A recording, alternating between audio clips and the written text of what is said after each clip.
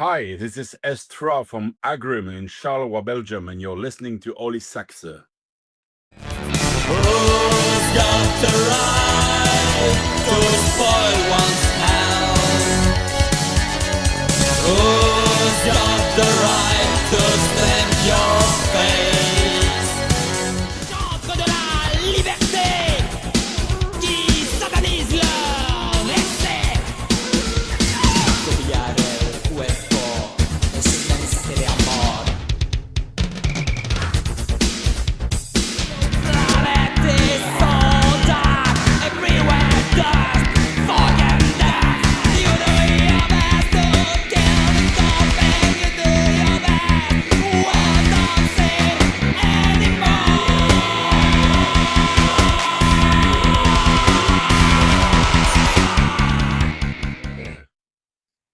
Hallo Freunde, hier ist wieder euer Olli Sachse von den 80er Jahren Legenden und heute haben wir eine absolute Legende, jemanden, der sogar die Lautschrift sprechen kann, ganz hervorragend, nämlich die Kultband aGRUMH, aGRUMH, keiner weiß es so genau, er wird es uns gleich erzählen, nämlich wir haben hier S3 oder S3 oder wie er sagte, S3.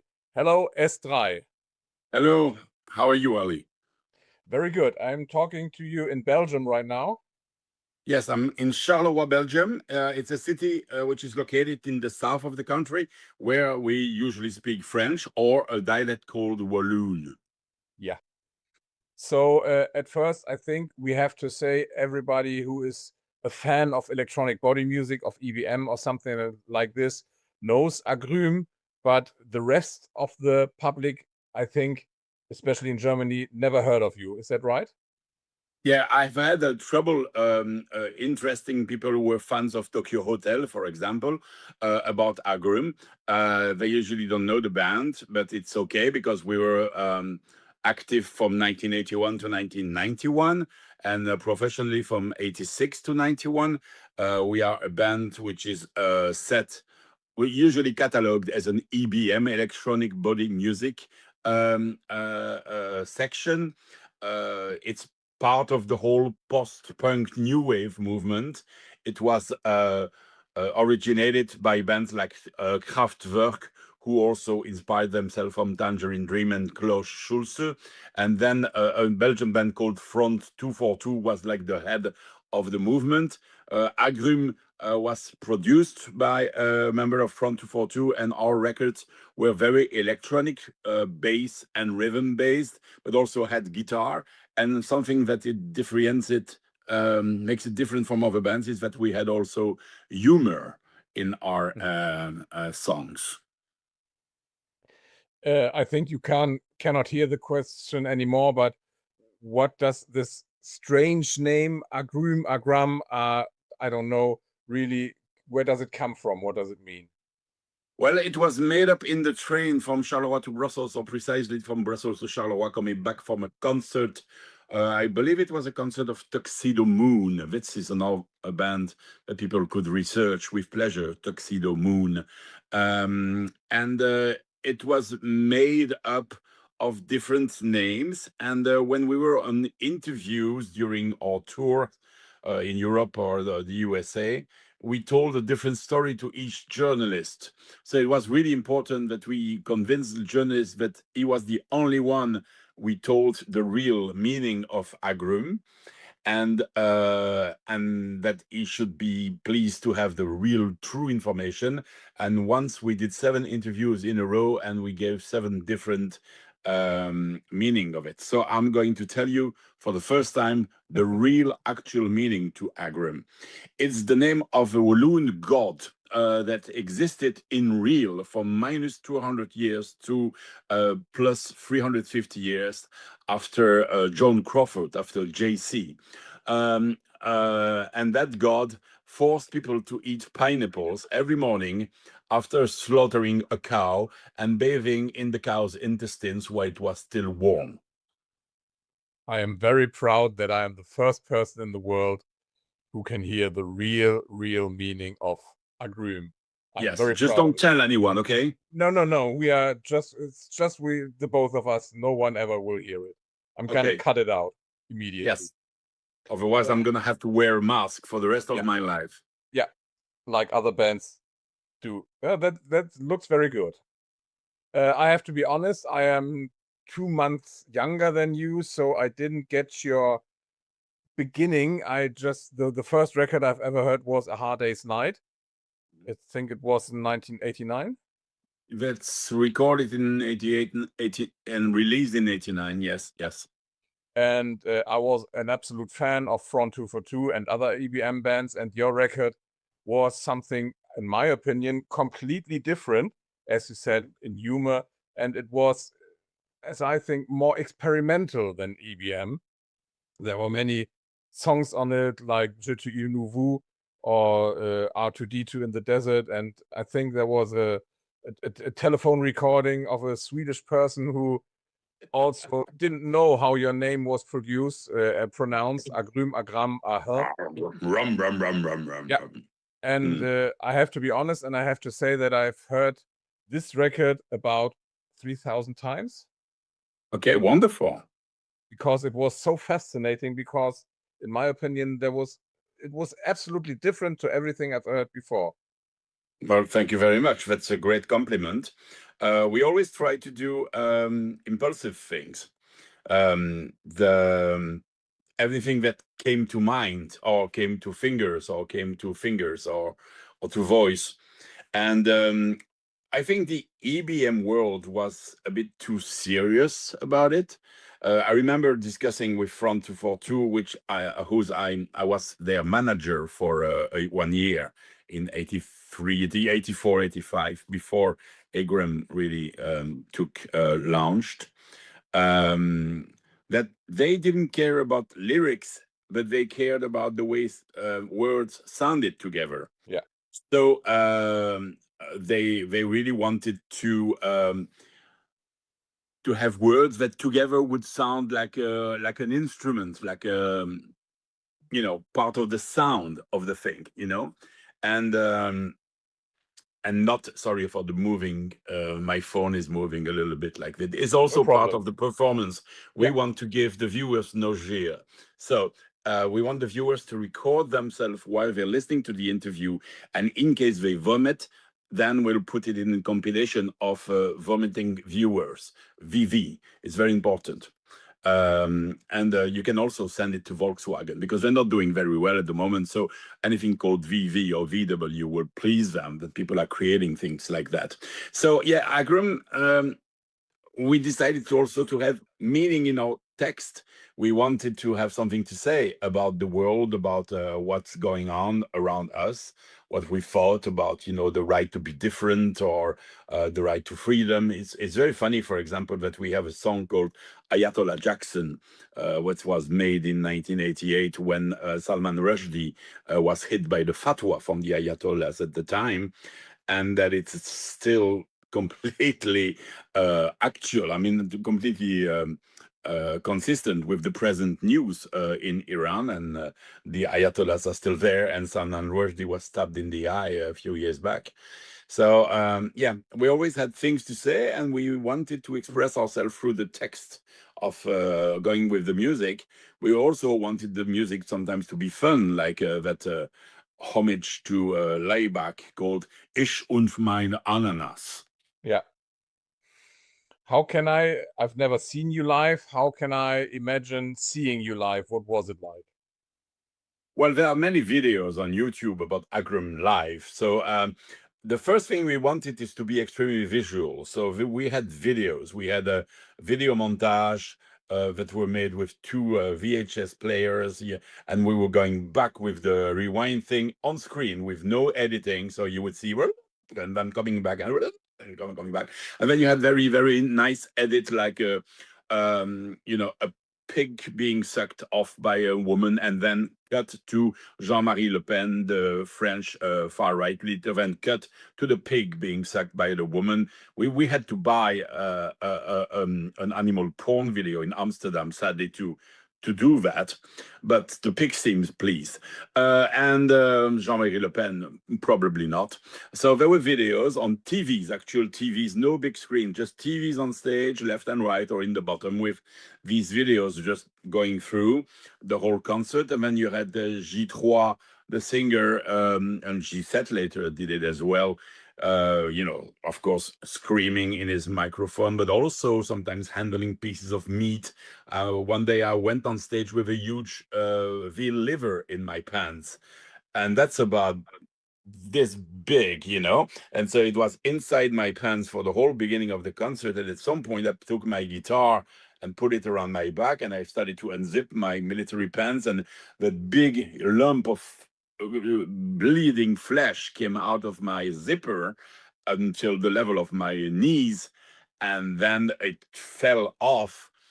And some journalist wrote he was slicing his genitals on stage with a razor blade. So, imagination is quite fun, but that's how Yeah. legends are born. And you've worked for some time together with Skinny Puppy. Can you tell us about something like that? Yes, aGRUMH was created in 81. We made songs on cassettes at first on my home label called TTKK records and tapes at the time, not just records, but tapes.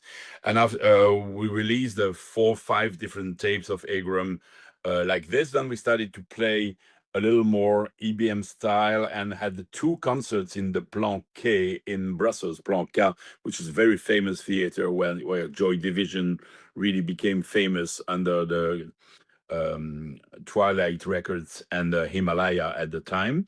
And then we were picked up by Play Against Them for a first record in 1985. And that record had pre-sales and was a big boom. It was a mini album called Mix Yourself, with one side 45 RPM, the other side 33 RPM. 4 songs total of five. I don't remember. I'm old, I am really. And yes, and then after that record came out, and a second album at the end of the year 85, and another album of industrial music at the end of the year, and a solo album by me on the end of the year. So in 1985, 4 releases. We got an offer to be on a tour ticket with Skinny Puppy all around Europe.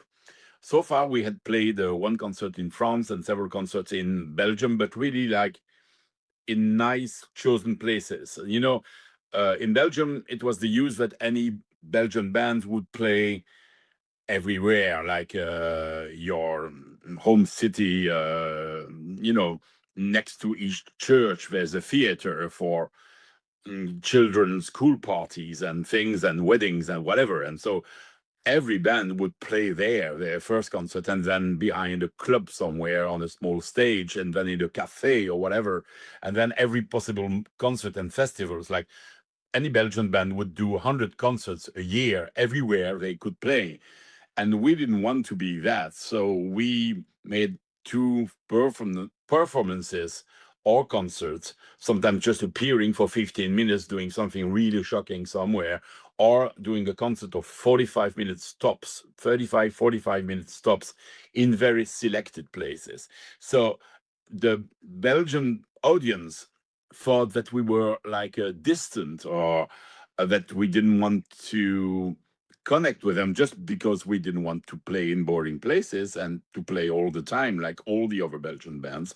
And so therefore a European tour was exactly what we wanted. We wanted to go in many, many countries and do 2 concerts there and 2 concerts there. So there we went. I was also hired as the tour manager for this tour. And so I could both work as a tour manager, and also aGRUMH would play and before, and Skinny Puppy would play right after. So Skinny Puppy was the head of the tour, and we could benefit from their fame. But also we found out that a big part of the audience came for aGRUMH as well.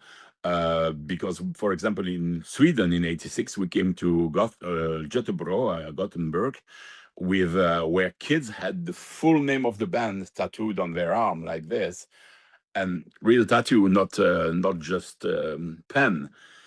And we realized they knew all the lyrics by heart. And then we played in Hamburg, it was the same. And when we played all over Germany, we had a huge following just based on the 4 albums that were released the year before. So that was quite, rewarding. And therefore, the next year we had a tour on our own called the Kill Tour. When we had a support act with us, and we were the main thing. Skinny Puppy, we played together the whole '86 tour. We called the Bloody Tour. I don't remember. Well, anyway, it was called the something tour. And I'm old, you know. Did I tell you I'm old? I don't remember. Not yet. Good. Good boy.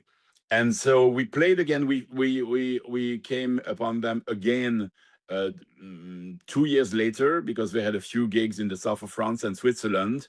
And so we joined them on the road. There's a bit of that can be seen as a video on on our website or on the YouTube. In the 80s or in the early 90s, could you really live from making music, or did you have to do something else? I didn't have to do something else, but I was doing something else because on the side, music was a hobby and a pleasure.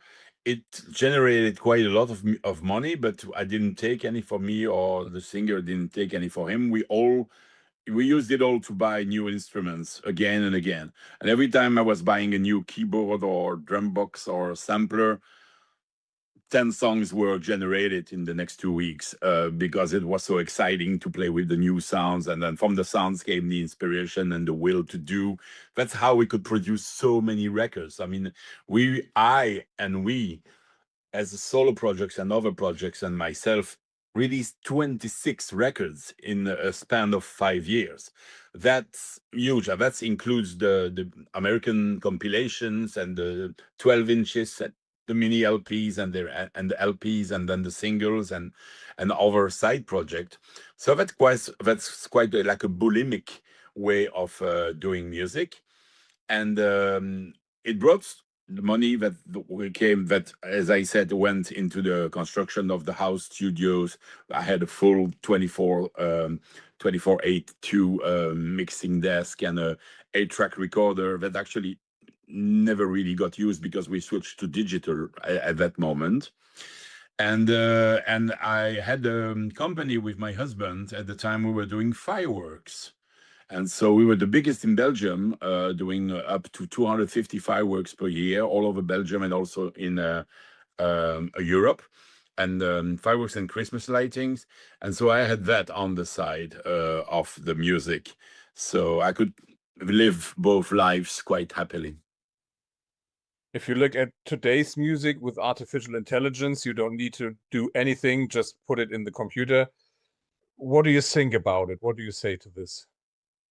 Well, it's hard to express about AI because we don't really know all it can do yet, because it's just doing more and more until, of course, it takes over the world and kills us like in Terminator. But our attempts, because we could always pee on it, think about it. AI wants to kill you, but you pee on the computer, and that will destroy the computer and make lots of fumes. Remember And that. what do you think When AI about comes to AI kill making you, music? Sorry? And what do you think about AI making music? I'm coming to it. Oh, sorry. Don't think really. Impatient Germans always were. It's Yeah. the same, yeah. So in the past, if you wanted to make music, you had to learn an instrument. So first I had to go to violin lessons and learn the violin before you could play it. And piano, you had to go through the piano lessons. Then came the punk. The punk said, you take the instruments, you don't learn to use it, you just get on stage, vomit and play it. And so that was quite refreshing because you didn't have to go through learning all the chords. To just go there and just put your finger up and down and see what happens. That's about what I did. I never learned one single chord on my guitar. I played very dirty guitar sounds, but I played the way that I wanted it to come out. I remember Mickey Mike from Snowy Red, who was doing our sound, And he was also doing the sound for a Belgian band called La Muerte, whose guitar player was a real guitar hero. And he said, I have no idea how you make this sound, but it sounds amazing. From time to time, of course. Not he was talking about a precise sound. Usually, I sounded like a mess, but then there was doing some sounds that he said, "I don't know how you do it," and I said, "I don't know. I just did it." And but he said I had that kind of natural guitar energy thing. So what I mean about that is that you can sometimes make music accidentally, like I said, I buy a new keyboard, and I try the sounds, and then I press 3 notes with that sound, and it really sounds really good. And then I play 3 notes, then a 5th, then a 7th note, and then a melody is created. And where does it come from? It's from some kind of not AI, but HI, human intelligence, located in the brain. But it's also has it, chains. You just press the keys and it creates some feeling in your mind, and that comes to a song. Well, AI, of course, bases its work on previous existing music, on logarithm and, algorithm, sorry, not logarithm. It's the same letters, algorithm and logarithm. Yeah. It's interesting to write about that, maybe. And so humans created AI, and AI just builds itself, but it's like a baby, it's only 2 cells, and 4 cells, 8 cells, it grows. And then the baby will try to kill you if your name is Jules Caesar. Well, it was not his baby, actually, he was adopted. But anyway, you understand the meaning. So AI is there, you made it, then let it do what it does, then just take what it gives you and then build on it. I mean, you can use it as a basis. Some people would buy a rhythm box to make music, and in the rhythm box, when you buy it, they are built-in rhythms or used normally as a demo. But sometimes you take the demo and you make a song. A German band called Trio used the demo from the Casio VL1 to do da da da, and it made a hit. So some other people will use the built-in sounds in the synthesizer to build a song, and some others will turn all the knobs to make new sounds. So AI, let AI do what it does. It will at some point it will just turn in circles, like a painter always doing the same paint, and it will be maybe pretty to see, but it will lack soul. And we're still waiting on AI finding real funny jokes. AI can write sitcom scripts. There's a nice series on HBO called The Comeback with Lisa Kudrow, and it's about a new show, an old actress coming back to a new show, and then she finds out that the writing is made by AI, and they have hired a writer, which is a fake, let's say it's the official writer, but behind it, it's actually AI writing the show.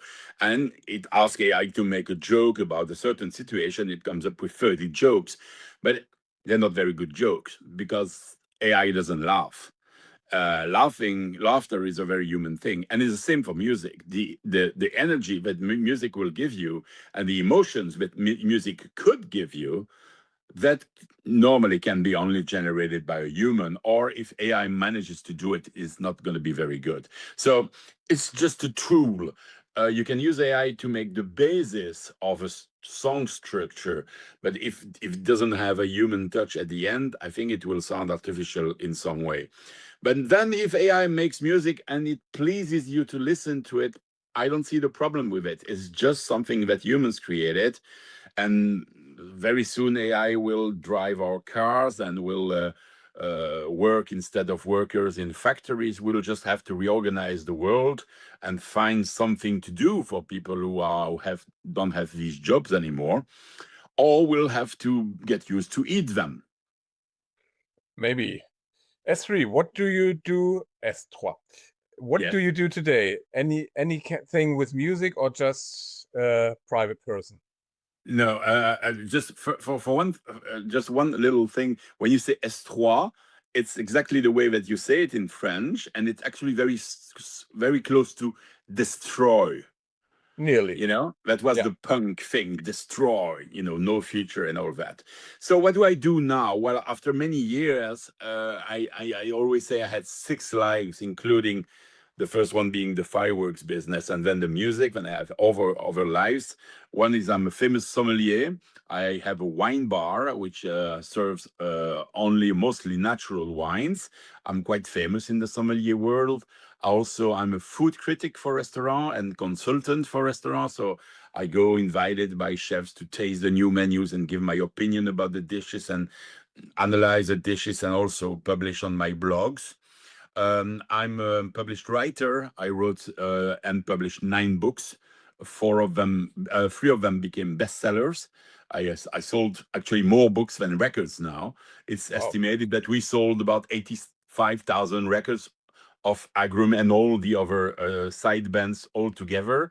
And I'm above 100,000 books now with my 3 bestsellers the biggest one sold 65,000. So it's about the French language. So it's published in French only, and in Paris, not in Belgium. It's published on one of the big publishers in Paris, which headhunted me for some reason. And yeah, so apart from that, I'm also a very famous fat person. I didn't get it. What is it? I'm a very famous fat person. What I'm does it famous mean? for being fat, for Oh, being and big, sorry. fat, and healthy. So Yeah. it's actually possible to be chubby and healthy. And also it's possible to be bald and healthy. I say this for all the poor bald people who have to wear wigs to hide the fact that they are bald. Don't wear wigs, it's especially not on the head. If you have to, put one on your pubis. Yeah, you look absolutely great, if I am to say that. Thank you. Thank you. Is there any music in your life today, or no? Absolutely not. Yeah, I listen to music, and Yeah. my wine bar has a playlist, which is something I work on all day long. I mean, not all day long, but like almost every day I hear something that I like and I put it in the playlist. I have to admit that the playlist is mostly 1966 to 1984. It's Yeah. mostly that time frame. There's very little from the 90s and the years 2000. That's more from the years 10 and 20 now, because we are in the 20s. People don't really say that, the 10th and the 20s, but we're going to come to the 30s. There's going to be great anniversaries about the 30s. And so I listen to music and I play music in my bar. I mean, just the playlist, of course. And Jahrzehnten, the singer of the band, left in 1989, was replaced by Jahrzehnten just for the tours. We can never work in the studio because Jahrzehnten was smoking too much pot and making too much noise. And then we decided to work separately to work on different songs, him on his side in his little studio and me in my studio. And the problem that he never came back with any material, and then he started working with another band in Brussels. So I really like, okay, that's okay, a close case. And I didn't make any music at all from 1992 until the 2000 something era. I just focused on my other things, like the food critic things and the books and the company and things like that. I had done music for 13 years nonstop as a journalist, rock critic, concert promoter, tour manager, then musician, and also producer. I went into the studio with Daniel Dark from Taxi Girl, for example, and I co-produced some other bands. And so I did other things. Also created a club for big men and their admirers, and I organized conventions all over Europe in big hotels for 23 years. That always overlapped with other parts of my life. I always had 2, 3, 4 things going at the same time. And then J3 and me reunited after he came back from France to live in Belgium again. And his evil wife of the time was away. And so we could speak again. And within 2 weeks, we were in my little studio building a new album for a project called Nega Padres 33, which is the industrial side of aGRUMH under another name. We already had an album on Circle Records in the 80s. Circle Records was a label created by Kenny Gates from Played Against Sam and me, was distributed by Played Against Sam, and financially produced by Played Against Sam, and we made a few records on that. G3 and me and other T-Circle members, plus also Skinny Puppy and us made a project called Chut Convention that released one EP on Circle Records. So very quickly we made a first album called Exklusives of Amphigoris, and it was released on Hermetic Records. That is all on aGRUMH.com if you want the info. So there are 3 albums of Nega Padres 33, which is G3 and me. It's the same as aGRUMH, but it's very, very dark, ambient, industrial music. Almost not rhythmic at all. There's maybe 1 song per album with a rhythm in it. And that was all released on Hermetic Records and also Austrian label recently. aGRUMH released some compilations on several labels, wanted to make a CD or best of this and that. I'm always pro throwing the music in the faces of people who have never heard it, so I'm always okay with re-releases and so on. And then there's Dark Entries record in San Francisco is also showing some interest about Polar Praxis, which is my solo project, and they are re-releasing stuff from time to time. And I'm very pleased about it. I also get requests up to last year and early this year, requests from new movie directors to use one of the songs in the soundtrack of their movie, and I always say yes for that. And they say, oh, how much do I have to pay? I say, just send me a DVD or a key when the movie is done, whatever your movie will be on DVDs. I'm such an old person. Yes, I think we both are. Mr. Destroy, I'm going to thank you very, very much for this very, very interesting interview. Thank you very much. And what is this?